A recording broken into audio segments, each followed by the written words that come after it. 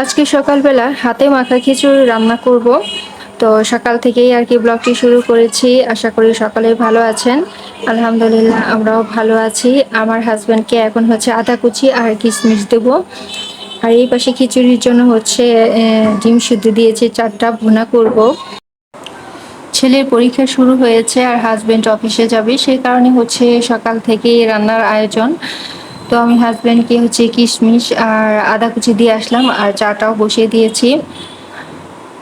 এই তো চা আর কি ফুটছে আর আমি খিচুড়ির জন্য সব কিছু কাটাকাটি করে রেডি করে নিয়েছি। এই পাশেও রান্না হচ্ছে, তো এই পাশেও হচ্ছে মাংস বসিয়ে দিয়েছি।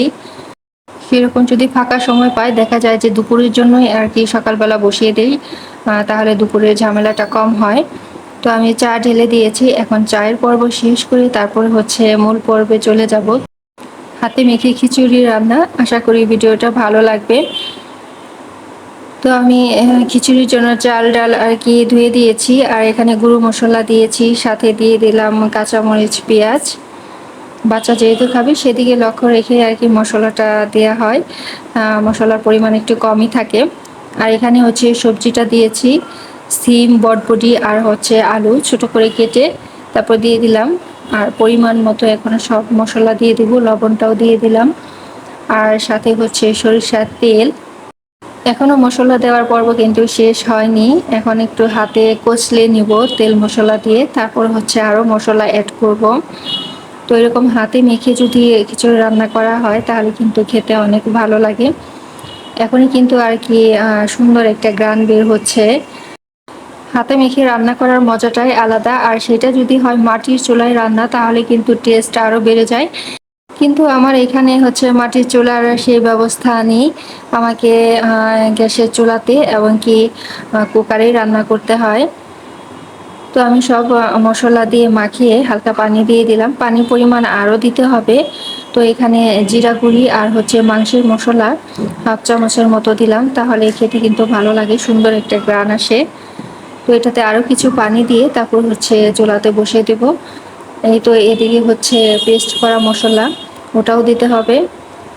যাই হোক, ভিডিও অনেক বেশি লম্বা হয়ে যাবে, সে কারণে হচ্ছে মশলার পর্বটা ছোট করেই রাখলাম। আর এই পাশে কিন্তু আমি বসিয়ে দিয়েছিলাম, খিচুড়িটা হয়ে গিয়েছে।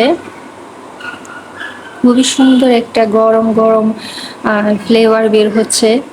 আর ডিমবাজি করে নেব, রাতের যে মাংস ছিল ওটাও আর কি জাল দিয়ে নিলাম। খুবই সাধারণভাবেই কিন্তু আমি আমার ভিডিওগুলো আপনাদের সামনে উপস্থাপন করি। তো আমার ভিডিওগুলো আপনাদের কেমন লাগে সেটা অবশ্যই কমেন্টে জানাবেন। যদি ভালো লেগে থাকে অবশ্যই লাইক করবেন। আর ফেসবুক পেজ থেকে যদি দেখে থাকেন তাহলে ফলো, লাইক দিয়ে রাখবেন। আর ইউটিউব থেকে দেখে থাকলে সাবস্ক্রাইব করে রাখবেন। আর যারা অলরেডি করে ফেলেছে তাদেরকে অসংখ্য অসংখ্য ধন্যবাদ। তো আমি এখন খাবারগুলো বেড়ে দিচ্ছি আর ছেলেকে খাই মাদ্রাসায় পাঠিয়ে দেব। হাজব্যান্ডও চলে যাবে অফিসে। তো এইভাবেই কিন্তু সকালবেলার ব্যস্ত সময় আর কি পার হয় রান্নাঘরের মাধ্যমে, সেটা হয়ে থাকে। তো হালকা একটু মাংসের ঝোল, ডিম ভাজি আর একটু লেবু দিয়েছি। তো গরম খিচুড়ির সাথে এগুলো খেতে কিন্তু অনেক বেশি ভালো লাগে।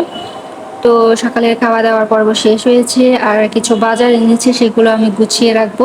তার আগে একটু খেজুর খেয়ে নিচ্ছি, খেজুর কিন্তু অনেক পুষ্টিকর একটি খাবার। যাই হোক, এই তো বাজার এনেছি আর এই বাজারের ভিডিওর উপরে কিন্তু আমি শর্ট ভিডিও দিয়েছিলাম। দেখা যায় যে আমার প্রতিদিনই টুকিটাকি বাজার করা হয়, বাজার আসে ঘরে, সে কারণে একসাথে যে অনেকগুলো বাজার তা কিন্তু করা হয় না। যেটা প্রয়োজন সেটাই অল্প অল্প করে আনা হয় আর সেগুলোই এখন গুছিয়ে রাখছি।